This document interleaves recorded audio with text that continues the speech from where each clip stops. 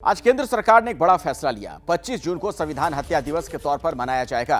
बाकायदा इसका नोटिफिकेशन जारी कर दिया गया है। संविधान हत्या दिवस मनाने के फैसले पर प्रधानमंत्री मोदी ने एक बयान भी दिया है।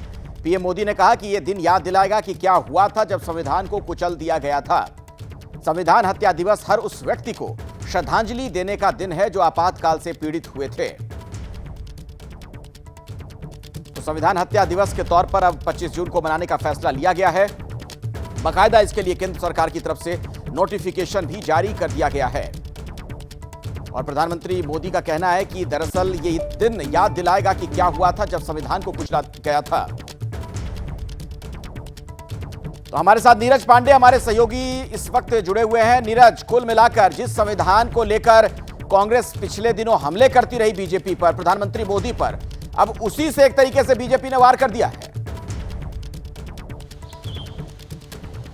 बिल्कुल अखिलेश, हर घटना का राजनीति में महत्व होता है और आज जो केंद्र सरकार ने किया है इससे साफ हो गया है कि केंद्र सरकार इस मसले को छोड़ने वाली नहीं थी। क्योंकि विपक्ष ने जिस तरह से आप देखें पिछले सेशन में हाथों में संविधान की कॉपी लेकर सरकार को घेरने का प्रयास किया, उसी के जवाब के रूप में आप इसे देखिए कि आज केंद्र सरकार ने आपातकाल की याद में जो 25 जून 1975 में आपातकाल लगाई गई थी उसकी याद में बाकायदा गजट नोटिफिकेशन जारी करते हुए 25 जून को संविधान हत्या दिवस के रूप में घोषित कर दिया है। और ये जब तक रहेगा तब तक लोगों की याद में रहेगा कि 25 जून को क्या हुआ था। आपातकाल लगाई गई थी इस देश में, यहाँ के मीडिया हाउसेस बंद कर दिए गए थे, लोगों को बोलने की आज़ादी नहीं थी, लिखने की आज़ादी नहीं थी, पॉलिटिकल नेताओं को जेल में ठूस दिया गया था। ये सारी जो घटनाएं हुई थी 25 जून 1975 को, उसकी याद में भारत सरकार ने एक बड़ा कदम उठाया है जिसे आप विपक्ष को आईना दिखाने के रूप में ले सकते हैं। क्योंकि सरकार ने ये बताने की कोशिश की है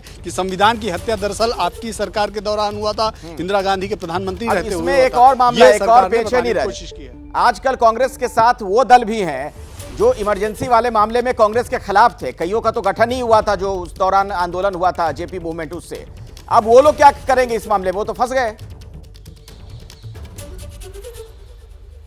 देखिए, पिछले सेशन में ही हमने जब अखिलेश यादव से ये पूछने की कोशिश की कि आप जो है आपातकाल का समर्थन करते हैं या विरोध करते हैं, क्योंकि मुलायम सिंह यादव भी उस समय जेल में थे, रामविलास पासवान जेल में थे, लालू प्रसाद यादव जेल में थे और ऐसे तमाम बड़े नेता जो इस समय विपक्ष में हैं वो जेल में थे, करुणानिधि जेल में थे। तो बहुत सारे नेता जो इनके साथ हैं या बाहर हैं, उनके बड़े नेता जेल में थे, तो वो भी आपातकाल की वजह से जेल में थे। तो ऐसे में जेपी आंदोलन से जुड़े जितने लोगों को उस समय जिन लोगों ने सरकार के खिलाफ आवाज उठाई थी, सबको उठाकर जेल में डाल दिया गया था। लेकिन उसमें से बहुत सारे लोग, चाहे समाजवादी पार्टी हो, चाहे डीएमके हो, चाहे वो और दूसरे दल हो, इस समय विपक्ष के साथ खड़े हैं। तो ऐसे में उनके सामने ये समस्या है कि वो आपातकाल का विरोध करें या समर्थन करें। बिल्कुल, नीरज मैं आऊंगा आपके पास।